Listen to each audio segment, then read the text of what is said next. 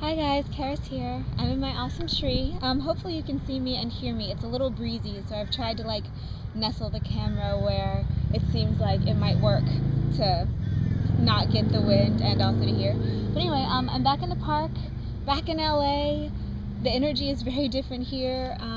I guess going into such a natural place like Whidbey and then coming back, it is a little startling. It takes about a day to get my bearings. Yeah, it's very different here. And so now that I'm back, I'm, getting used to it. Oh, there's a strong breeze coming through. I hope you can still hear me. It's nice though. Before I come and record on this tree, I always walk around it and pick up trash around the tree, because a lot of people hang out on this tree and they leave their gum wrappers and things like that. Today there was an old pack of lighters, not lighters, matches, and I picked them up and I was like, ooh, to the tree. I was like, I'm sure that was a little scary for you to have people lighting fires right by your roots, but I think they were just for someone who's smoking a cigarette or something, because I didn't see any actual fire, so that's good. Anyway, what I want to talk to you about today, I have a few things to talk to you about today, but I think I'm going to break them up into separate videos so there's not one giant video. What I want to talk to you right now about really quickly is opening to connection and compassion through listening.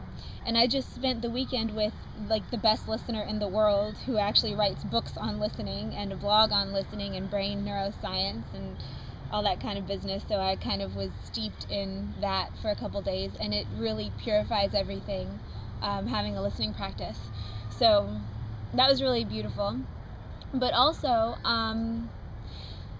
I was speaking to a lot of people in the past couple weeks who have been afraid to kind of come out, and I definitely understand that. I used to be afraid to come out about the ET and the spiritual thing, and then once I did, I saw that everything was well and people were actually very embracing, which I think that is more evidence of the new time that we're in, because I know it wasn't always like that. I know that even 5-10 years ago it wasn't as wonderful to come out of the ET and esoteric closet as it is now.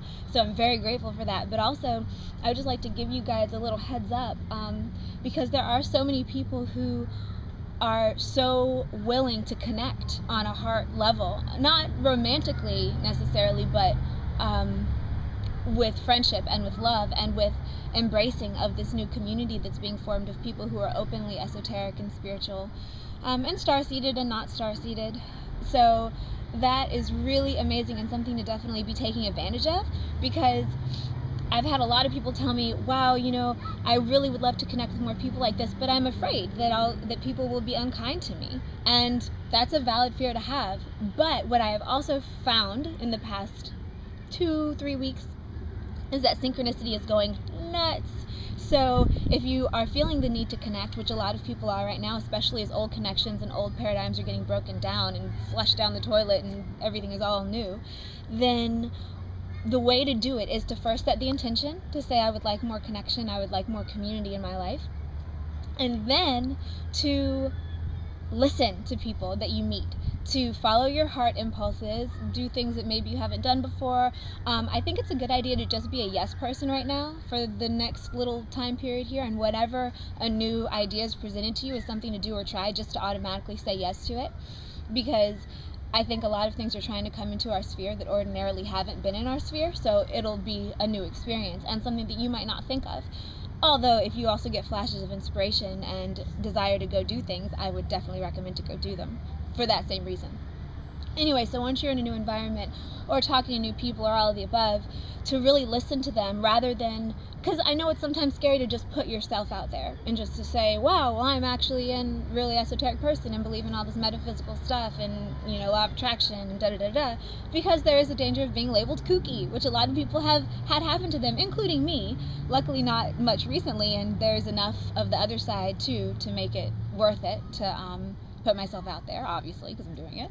But what you'll find is the law of attraction will start bringing you like-minded people if you're being more authentic, because not only will people be attracted to your more authentic self, they'll be attracted to your vibration, Whereas before, when you tried to stay in the closet, didn't tell anyone about it, and weren't being authentic to try to be loved or liked, then not only were people not attracted to you who were the type of people that you wanted because they were attracted to your facade, they were also attracted to someone who was being inauthentic.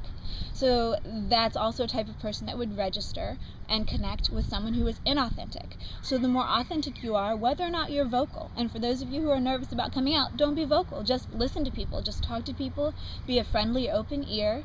Be very present when you're with them, and listen to them. And then if you do, they'll start to expose things that might make them more of a kindred spirit to you than you might ordinarily think, or that you might think on first meeting. I know that's been happening a lot to me, pretty much nonstop actually, and it's been really incredible. So opening to connection with compassion. That also goes for people who have different viewpoints than you. I know that I've been contacted by a lot of people who are like, yeah, I don't agree with what you say, but this is what I think, and that's totally fine. And, you know, forcing your opinion on someone else is not right, no matter what your opinion is, even if you think your opinion is the right one, because obviously it's always the right one, according to you, or else it wouldn't be your opinion. So, staying in your own truth while being able to hear other people's truths is a real gift, and that's another thing that's going to bring about peace on this planet. So if that's what you want, then start doing it. And that goes for pretty much any belief system you hold, because if you hold a belief system, you have a reason to, and if someone else holds a different belief system, they have just as valid a reason to, from their perspective and their perception, I guess, which is what I was going to say.